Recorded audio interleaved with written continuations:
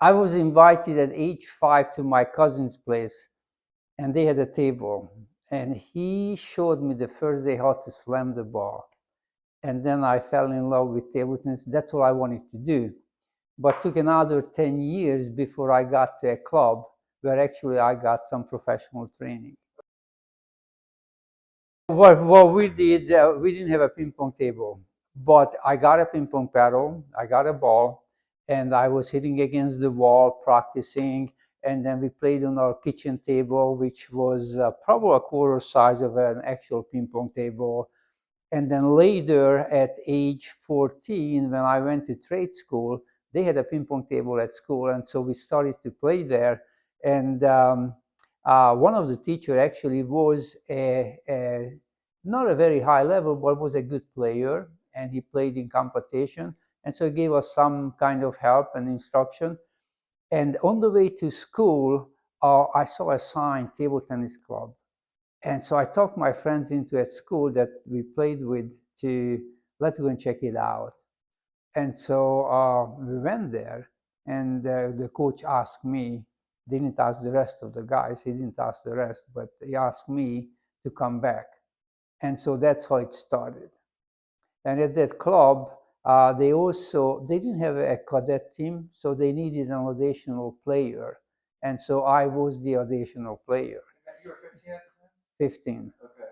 Was that for actual like structured training, or was that for like league play?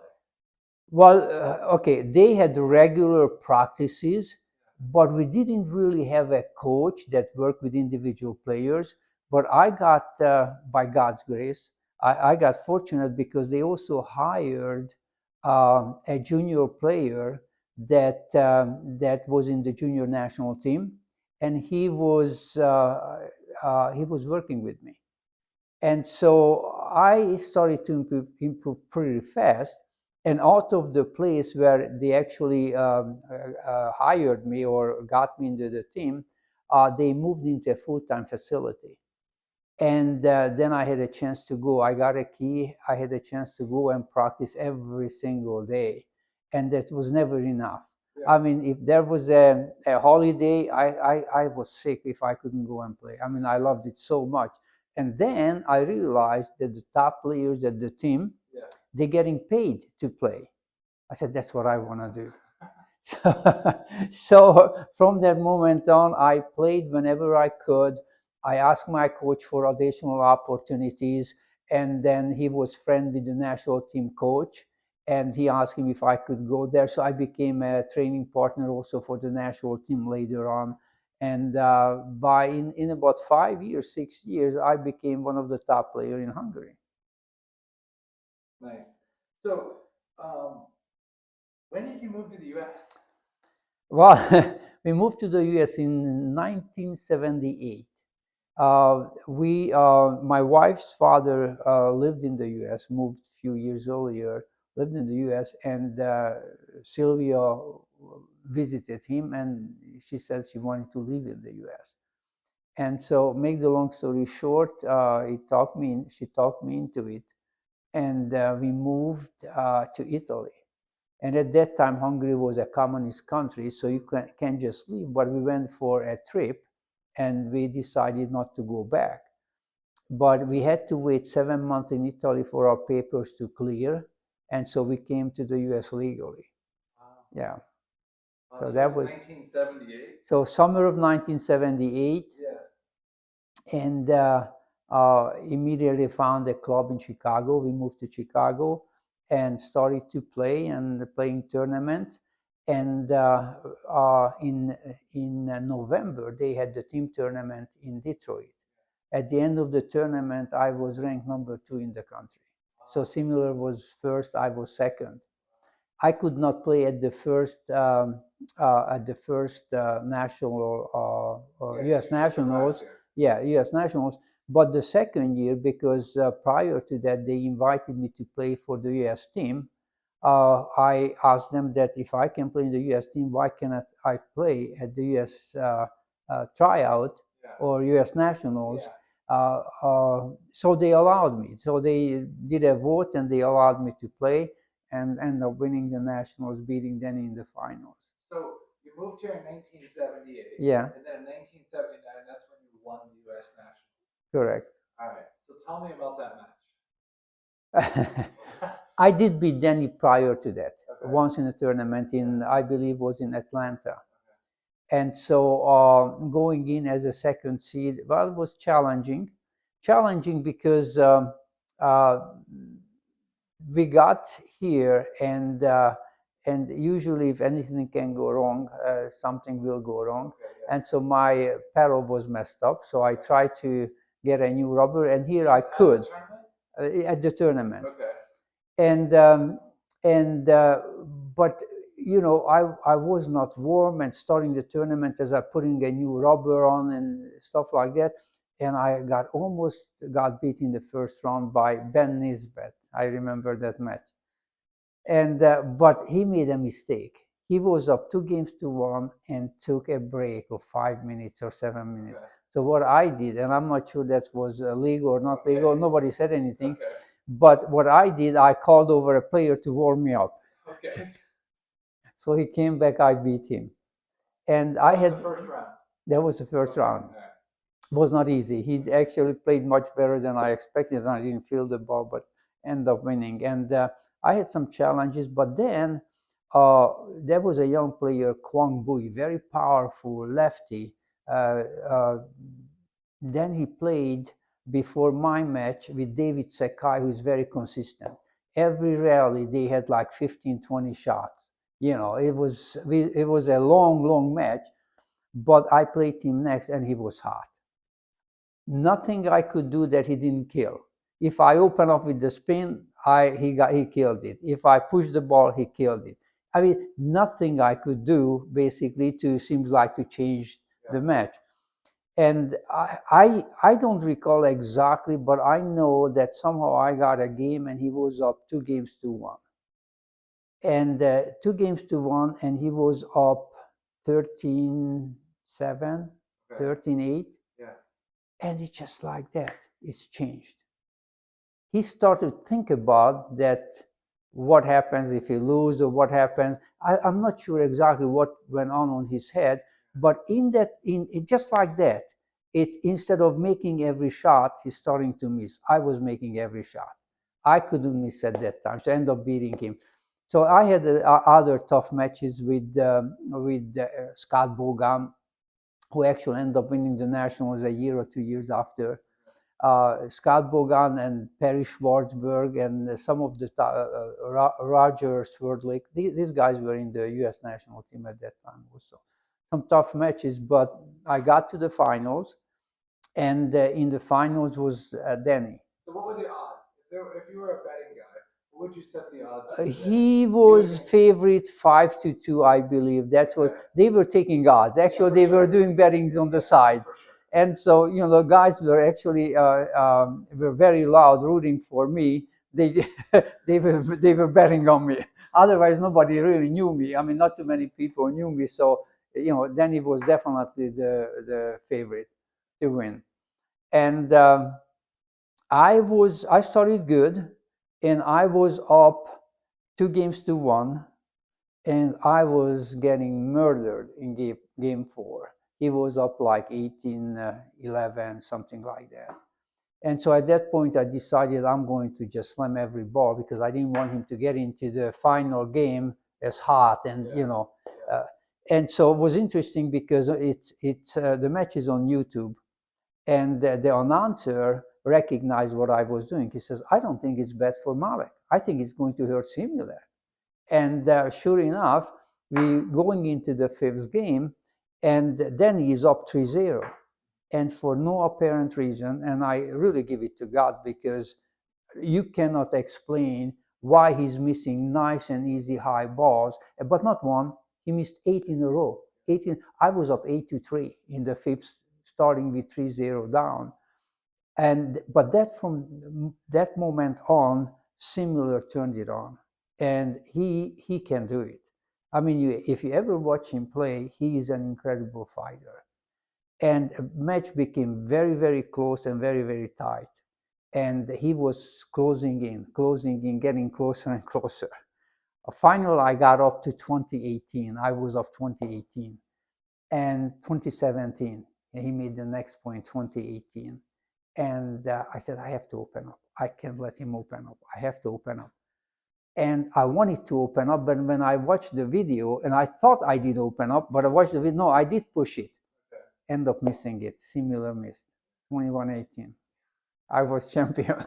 So that was probably your most memorable win, right? That was one of the most memorable wins. I had several others. I mean, I beat the reigning world champion at that time, István Jónyer. I beat him twice after he won the world.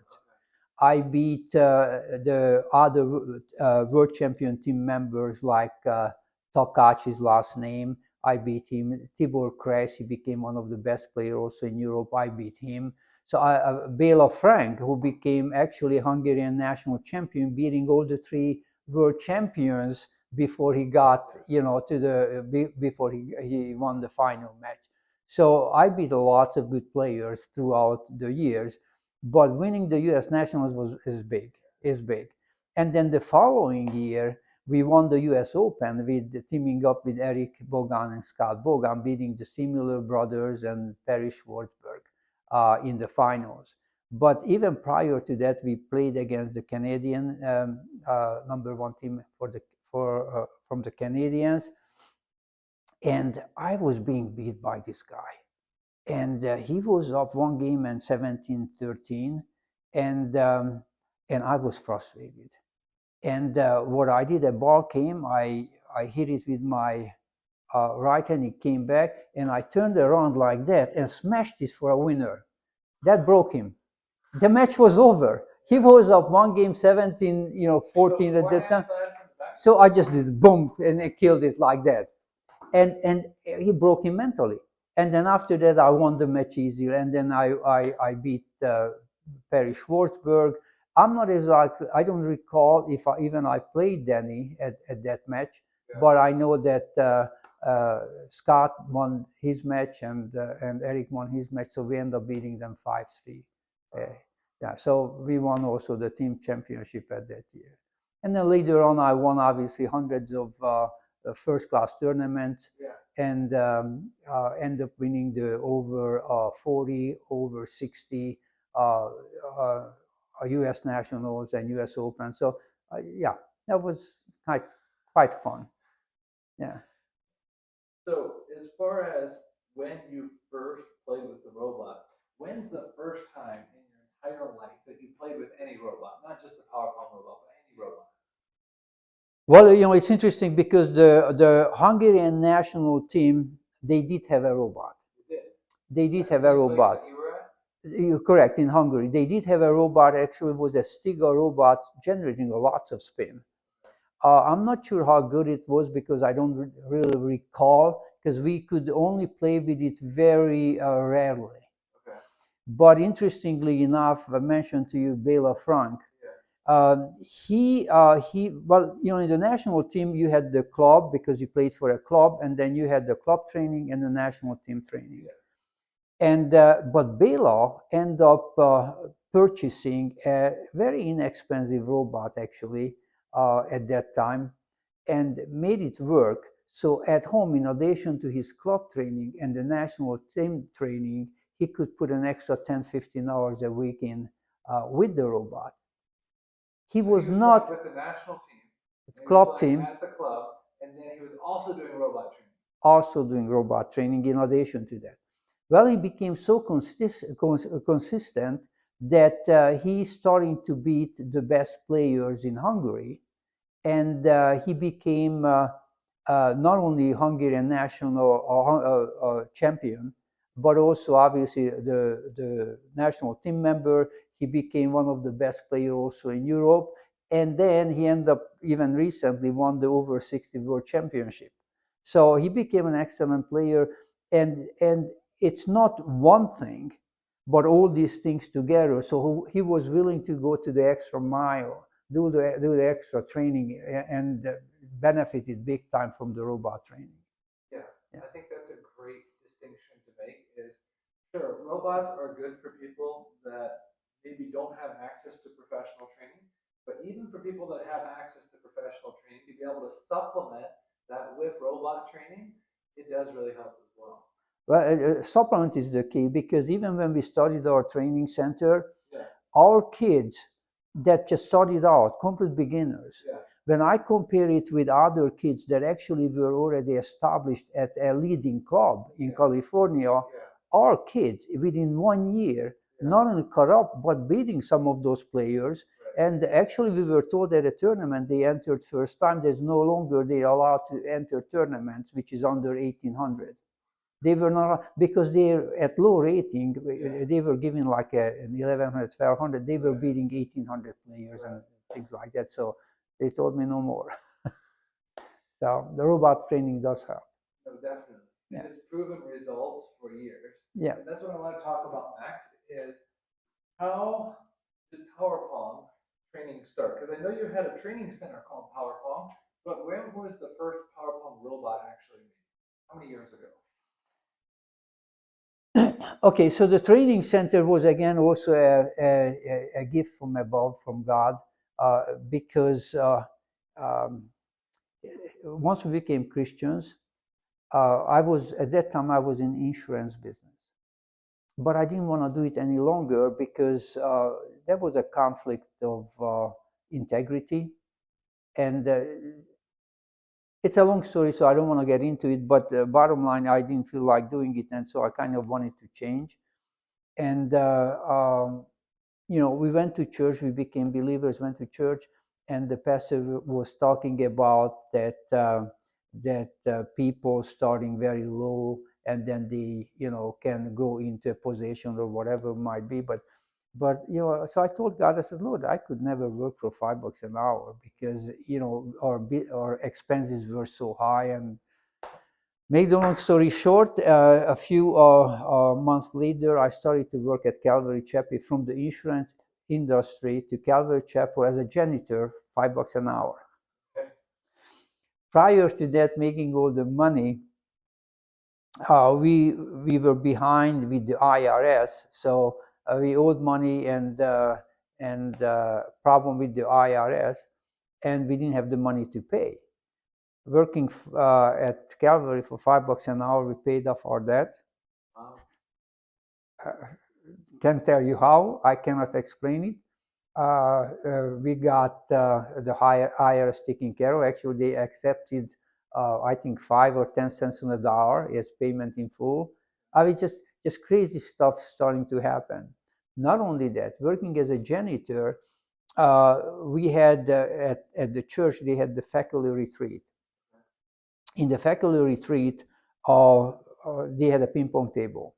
So I started to show the head of the school and all the other teachers how to play.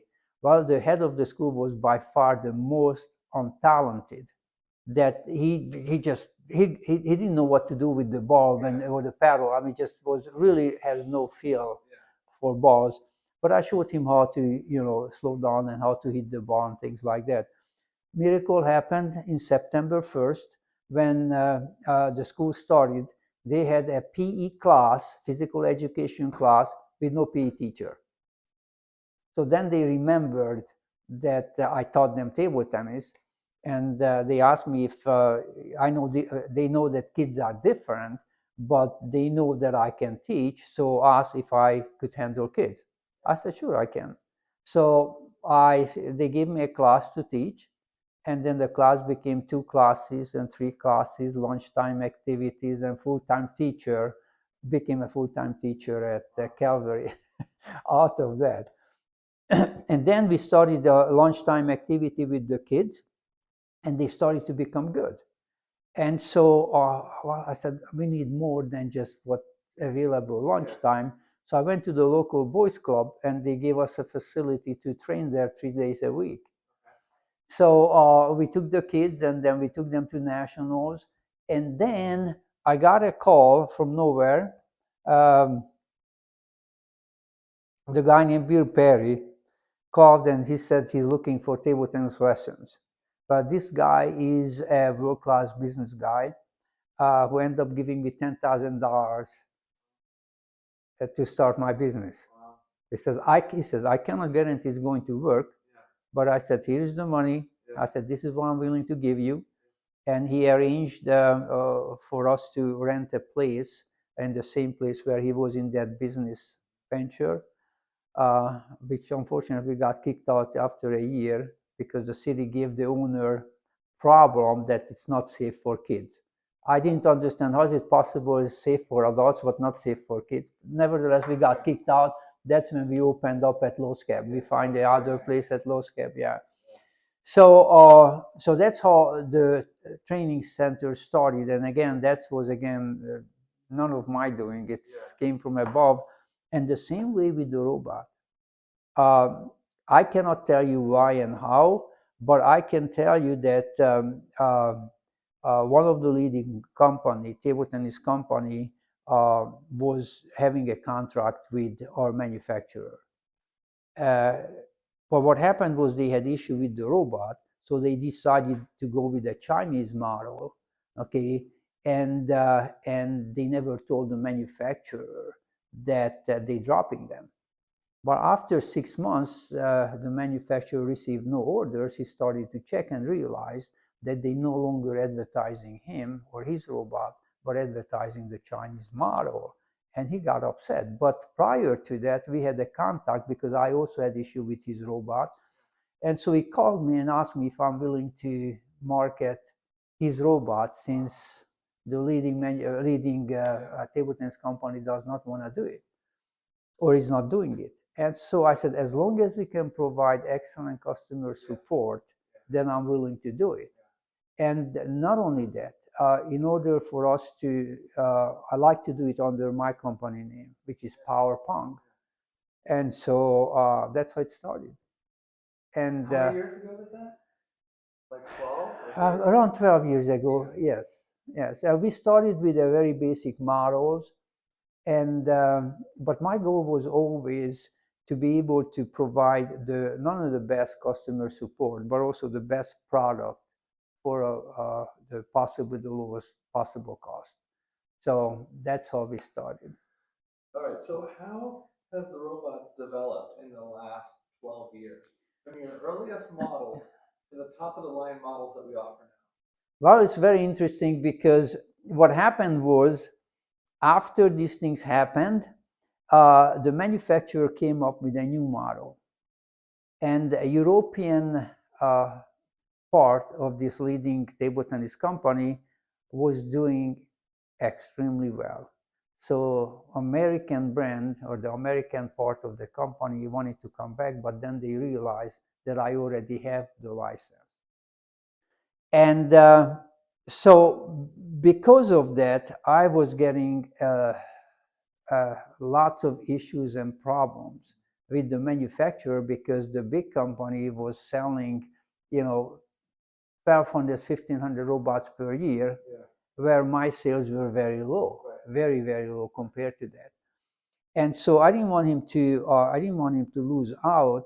So prior to that, I agreed that the European company can sell to the American company of their sister company, but the manufacturer does not sell them directly. So I agreed that they can do it. But again, the result was they tried to push me out, pressure the company to get rid of me. So the solution he came up with, the manufacturer, that he designed the new models for the leading company, and I can keep the older model. Okay. The newer model had the app and work within a better technology than the older one. And so for us, in order to survive, I end up hiring two guys to do our app development, and the manufacturer agreed to do our firmware in order to do that. And so from that moment on, instead of keeping the lower end robot, what I did, I took our top of the line robot and made it the second. I made the second in the line, made it the first. So our least expensive robot can do as much as the leading brand's second robot, and our top of the line robot is actually much more liked because our app is faster and it's easier to understand, easier to use. So it's pretty much it's a better product. So even though we have the body of the robot is the same, the controlling units are much better for the Power Pong robots than for the leading table tennis companies. Yeah, so the features of the lower two models, the second and third robots, are better as far as the capabilities the robot can do. And then that top robot, the Omega, that one's got the app. So when was the app developed? App was developed about 5 years ago, Okay. and first it's worked with our older model, and then working with the obviously newer model. The advantage now that our lower models are very easy to upgrade to the middle or the most expensive model. Yeah, that's good. And then, what are your plans for the future as far as for Power Pong? Do you feel like the Power Pong robots are going to stay about the same, or do you have plans to make any improvements in the future? Well, we have ongoing development, and actually more developments coming this year. I would say by the end of the year, we have some major developments. And the plan for the future, I really like to reach out to the recreational community. That table tennis is a fast-growing sport, very fast-growing sport. It's a clean sport. It's a sport that families can do together. It's a sport where a kid can effectively compete against their parents. Even at 10 years old, can actually beat mom and dad. So it's such a fun sport and such a healthy sport. It's a highly aerobic sport on a higher level. So it's a great sport, and we have millions of users on a lower level. So I'm planning for our app to be able to help these families or these recreational players to be able to advance so they have a lot more fun and they have a lot better exercise using our technology.